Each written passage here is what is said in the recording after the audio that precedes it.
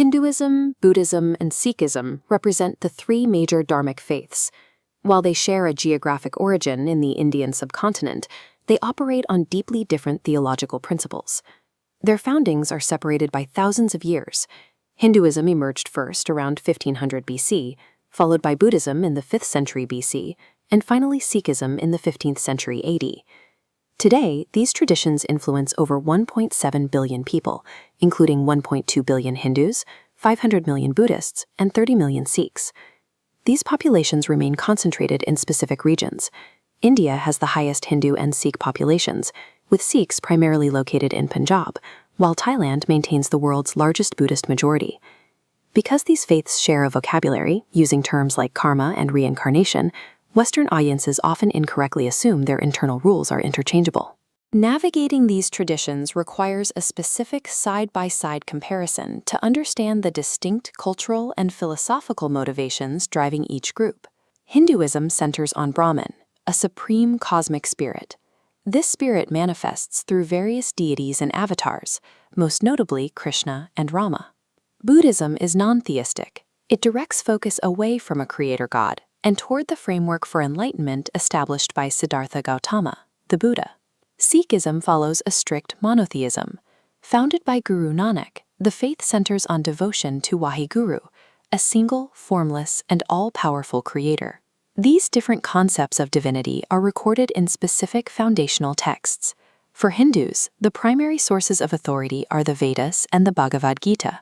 Buddhists look to the Tripitaka, or Pali Canon, which contains the Buddha's direct teachings and monastic rules.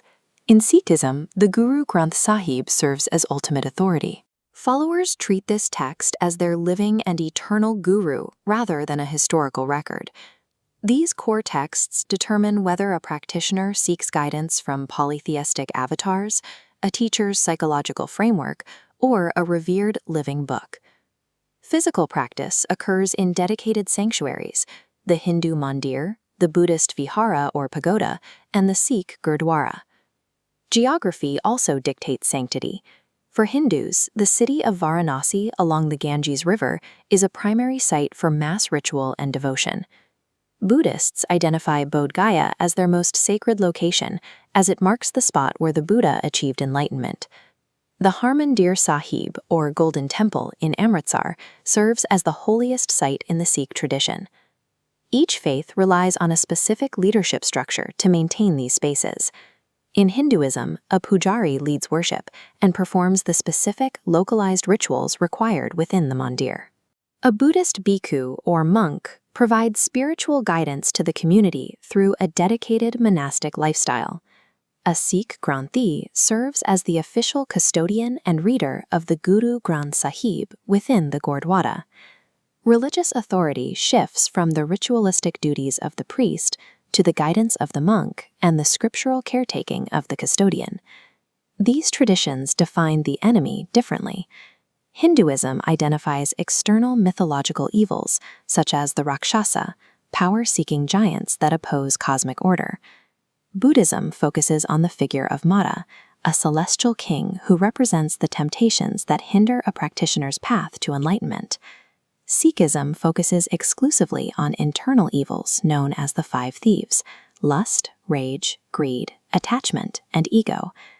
The primary virtue in Hinduism is following one's dharma, the righteous duty required to maintain cosmic balance.